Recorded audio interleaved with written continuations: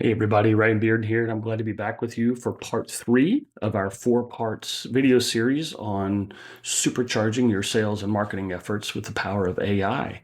Before we jump in, do a quick little recap on where we've come. So in part 1, we focused on industry research. We looked at the food service industry and we did a really deep dive into that market, looking at things like the top trends that are driving this market. What are the growth projections in the next few years? What is the total available market? Who are some of the key players? What headwinds are they facing? Quite a bit of intel that we gathered there. In part 2, we did a similar approach, but we looked at our competitors. We identified the top 3 competitors we want to do this analysis on, and we did a similar deep dive analysis into them. How are they positioned in the market? What is their core offering? Who's their ideal customer profile? Strengths, weaknesses, not what they're telling us they are, but what are their actual customers saying are their strengths and weaknesses? In both of those instances, we used the deep research function of ChatGPT to aggregate everything, right? To gather this research, gather this intelligence, and organize it for us. And then we used Notebook LM to summarize it, but not just give us an executive summary, but summarize in a way that's going to make it actionable, that gives us recommendations and insights. So pretty incredible stuff. So consider that we laid the foundation. We've laid the foundation of how we're going to go to market. We've got our market intel, we've got our competitive intel. Now we're going to start to build on that foundation, and we're going to start by arming our sales teams. So what we're going to do is we're going to start by creating some competitive battle cards for our sales reps. And so we're going to jump right in here. And in this particular one, because we've laid the foundation with all this research, we're just going to use our ChatGPT reasoning model here. So it's going to go much faster than it did before. So I started by loading in the documents in this particular chat. We're using our O1 reasoning model here. I loaded the video content, the market research, competitive analysis, and the summary of the competitive analysis that Notebook LM did for us. And then I put a pretty extensive prompt in here. And as I've said before, I spent bulk of my time on the prompts because I want to be very specific about what it is I want and how I want it. And so this is the prompt that I put in there. And because it is this reasoning model, because we're not doing this deep research, it thought for about 15 seconds, and then it spent another 20 seconds, 30 seconds spitting this out. So in under a minute, we had all this information. So what I asked for is I want for each competitor, I said, I want to know 5 reasons why we win, and I want to know 5 reasons why we lose. And for each reason, I want to know why this particular point or reason matters. I want to know what I need to know about that point. And then I want to know, or I want it to give me a talk track that our sales reps can use. Here's some speaking points that you can use when you're talking to a prospect who might be considering or using this particular competitor.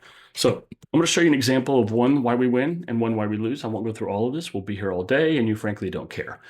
So why we win against competitor A is deep industry focus on food service distribution versus restaurant-centric approach. This particular competitor caters to multi-unit large restaurant chains, and they focus on core operational tasks in restaurants, say scheduling, inventory management. Whereas our company, Company X in this example, really focuses on food service distributors and suppliers, so very customized to that particular segment of the market.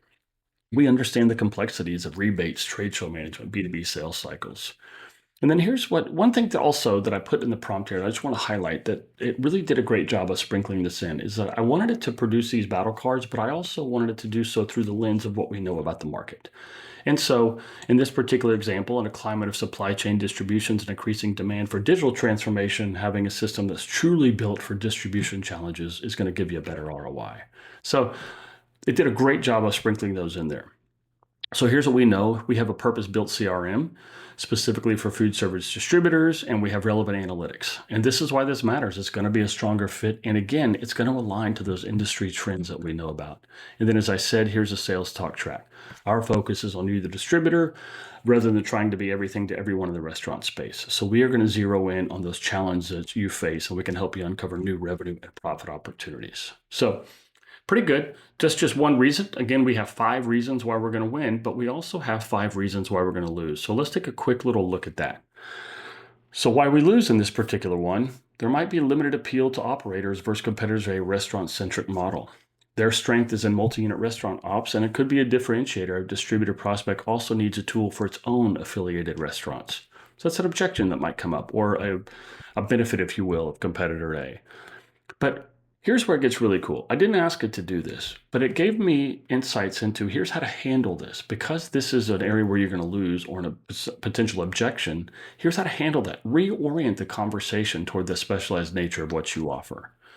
Here's some things that you need to know. They're widely recognized in the restaurant space and might be perceived as a safer bet. Some of these distributors also operate restaurant chains and might see the synergy in that restaurant-centric system. Here's why it matters. They're going to fear adopting two separate systems, possibly. And here's what to do. Here's what to do about that. You're going to stress the ROI for your best-in-class solution. You're going to provide examples of successful customers who have run both distribution and restaurant ops on your system.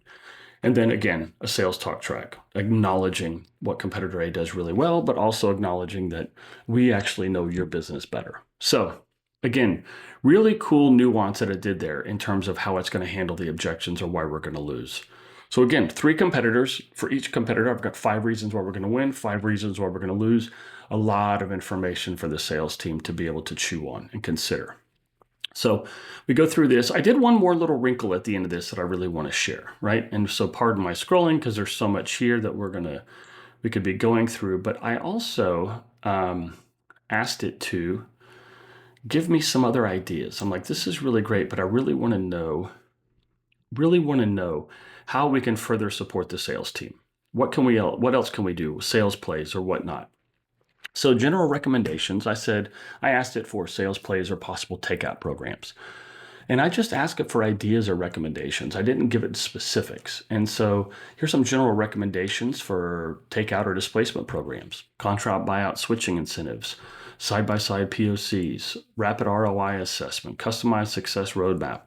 A lot of really great ideas that very much might be relevant to who we're targeting. But then it also gave me competitor-specific sales plays. This is what I really loved. So for competitor A, it's given me one of their key vulnerabilities. And with that, it's given me 2 ideas on how I could run a sales play to attack that vulnerability. It did that for each one of the competitors, which is pretty amazing. And then at the end, it gave me additional support tactics. Competitor-focused battle card workshops. Hey, let's do some role-playing here. Internal win stories database, deal desk for competitive situations, et cetera, et cetera. So a lot of really great ideas here.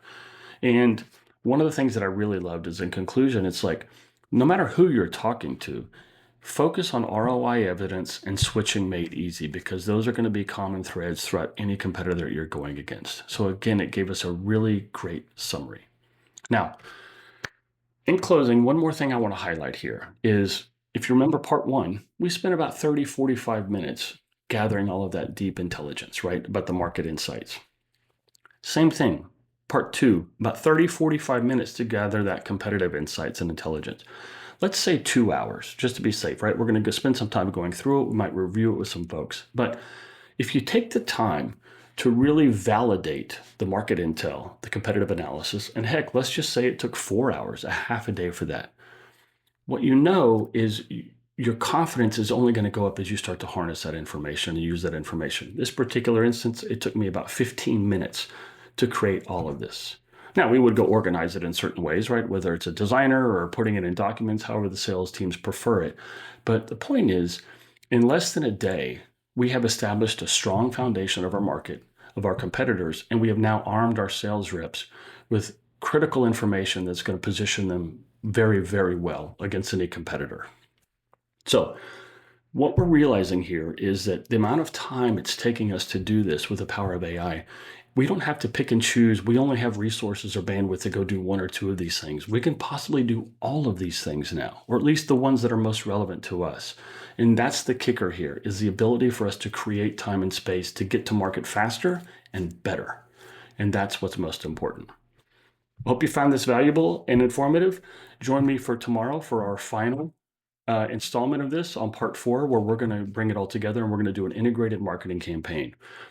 We want to arm our salespeople, get them ready to go with what they need. And now we're going to start filling the top of that funnel with an integrated, comprehensive marketing campaign that's all going to be tied together. So look forward to seeing you back for part 4, and I hope you have a great rest of your day. Take care.